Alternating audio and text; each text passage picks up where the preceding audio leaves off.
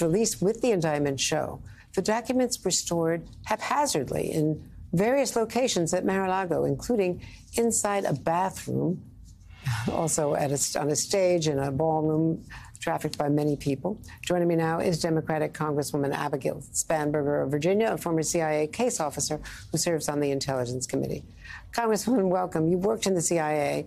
What was your first reaction just when you saw the pictures, the ballroom stage where people were coming and going, the bathroom, the shower, the documents that were spread over the floor at one point? We can show you a series of pictures here. These all from the indictment. And in the indictment, Donald Trump discussing Iran war plans. How dangerous is all of this to national security and to the way our allies view us, especially those in the Five Eyes group, the five closest allies who share very, very sensitive intelligence? Well, as you were mentioning, these documents were spread across a building, bathrooms, stages, and without any security precautions. And as a former CIA officer, I used to collect the information, write up the intelligence reports that would be the source material for the finished reports that the president, the former president, so cavalierly stored in boxes at his home.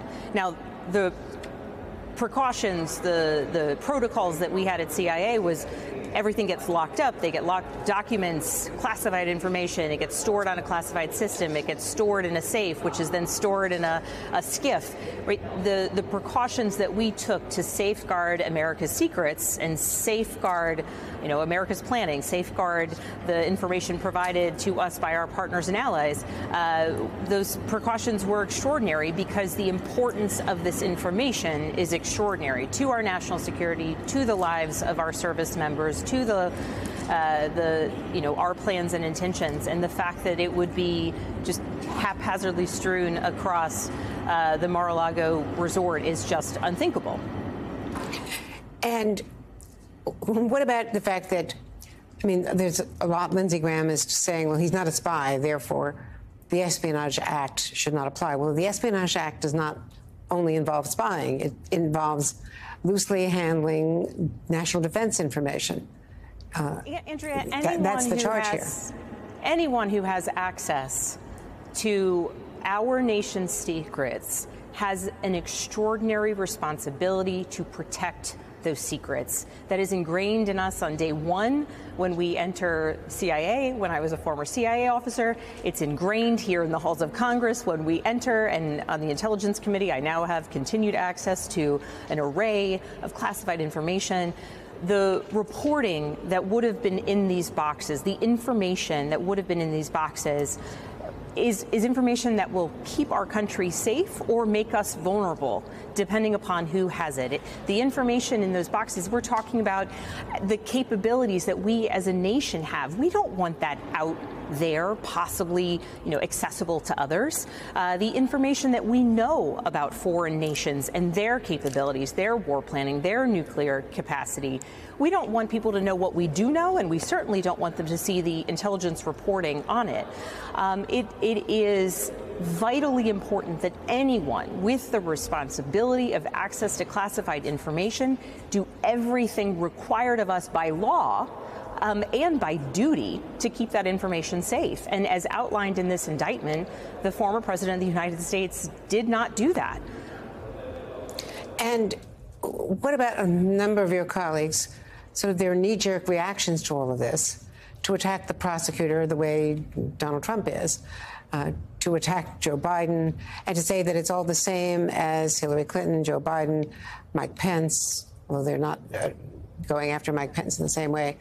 The difference here is that these 31 specific counts, these counts had nothing to do with the 37 counts, but they had nothing to do with more than 100 other of these documents that were held and retained by him. So these are only the specific documents that were kept after the subpoena, and actually a curated version of these, of what was held after he had defied a subpoena and, according to their evidence at least, moved things around and, lied to his own attorneys and tried to play hide and seek with the FBI. That's right. This goes far beyond actually even possessing these documents, right? Which in and of itself is stunning to me.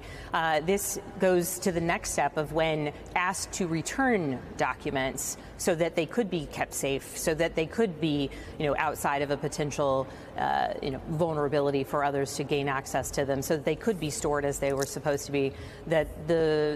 As outlined in this indictment, the president joined with others to hide those documents, to obscure those documents, to refuse to give those documents back. And that is absolutely unbelievable that someone who understands or should understand the responsibility that he has to those documents. And as is highlighted in the indictment, there's allegedly recordings that detail him explaining that he knows the responsibility to safeguard that information, that he understands that he doesn't, as a former president, have the right to share that information, and indeed is sharing it. And so it is many steps beyond inappropriately retaining documents. It's inappropriately retaining documents and then being part of an effort to not give them back, lie to federal investigators about it, and to do so at the detriment to our national security and the safety and security of our service members, whose lives will be on the line if that information of our capability, our capacity, and our potential war planning ever gets out into the public.